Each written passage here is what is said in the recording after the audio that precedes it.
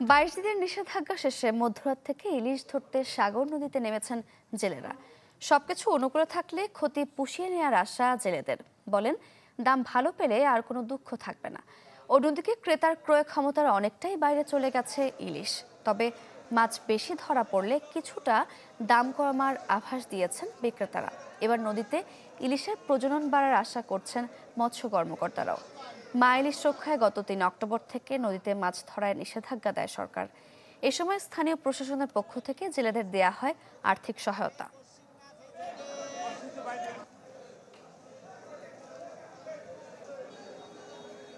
বাছাইকৃত কাঁচামাল ও স্বয়ংক্রিয় ইউরোপিয়ান মেশিনে তৈরি হয় all time honeycomb, all time healthy life.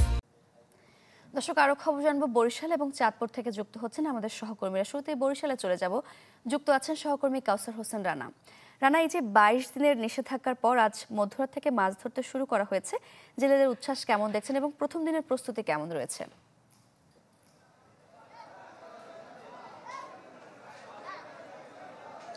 Sarika, আজ রাত 12টা থেকে এই ইলিশ মাছ ধরা শুরু হয়েছে এবং পাশাপাশি অন্যান্য যে মাছ সেগুলো আসলে ধরা শুরু করেছে জেলেরা।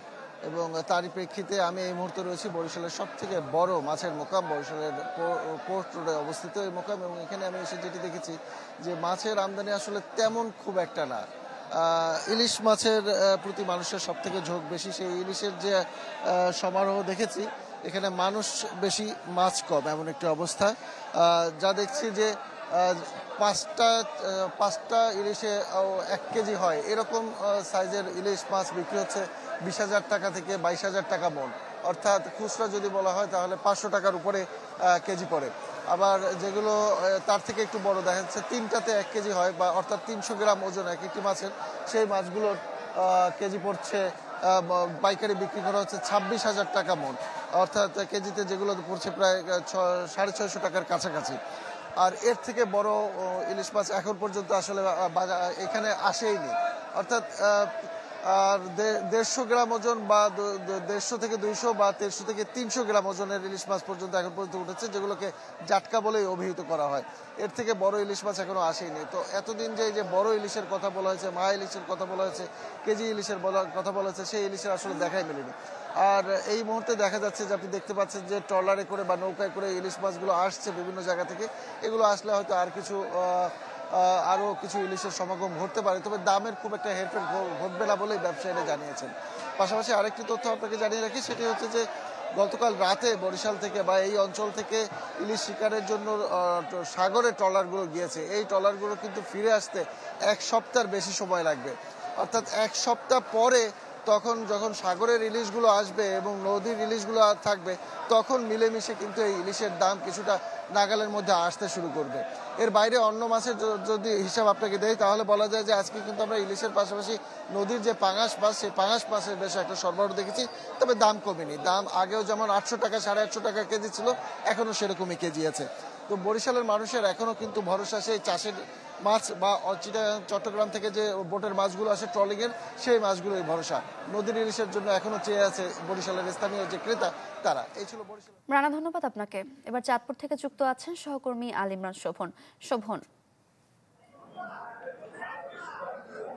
দীর্ঘ 22 দিনের নিষেধাজ্ঞা শেষে বেশ সরগরম হয়ে উঠেছে চাঁদপুর জেলার অন্যতম যে বৃহৎ যে মৎস্য বাজার রয়েছে, সেটি এখন বেশ সরগরম হয়ে উঠেছে। এখানকার ব্যবসায়ী, জেলে এবং যেসব শ্রমিক রয়েছেন তারা বেশ ব্যস্ত সময় কাটাচ্ছেন। আমি এই মুহূর্তে রয়েছি চাঁদপুর জেলার শহরের যে ভোর স্টেশন এলাকা অবস্থিত বৃহৎ মৎস্য আড়তে।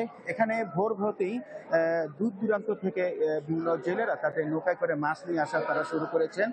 আপনাকে একটি বিষয় জানিয়ে রাখি, ইলিশ অবশ্রম কর্মসূচির আওতায় মা ইলিশ রক্ষাকল্পে গত 4 অক্টোবর থেকে 25 অক্টোবর পর্যন্ত চাঁদপুরের পদ্মা মেঘনা নদীতে ইলিশ সহ সকল ধরনের মাছ ধরা নিষিদ্ধ ছিল। এই সময় জেলেরা মাছ ধরা থেকে বিরত থাকে এবং সরকারিভাবে জেলেদেরকে প্রতি কেজি করে খাদ্য সহায়তা হিসেবে চাল প্রদান করা হয়। চাঁদপুর জেলায় নদীতে মাছ ধরার কাজে নিয়োজিত রয়েছে প্রায় 1.5 লক্ষাধিক জেলে। তারা আজ রাতে প্রথম প্রহরে তারা নদীতে বেশ উৎসব উদ্দীপনা নিয়ে তারা মাছ ধরতে তারা নদীতে নামে।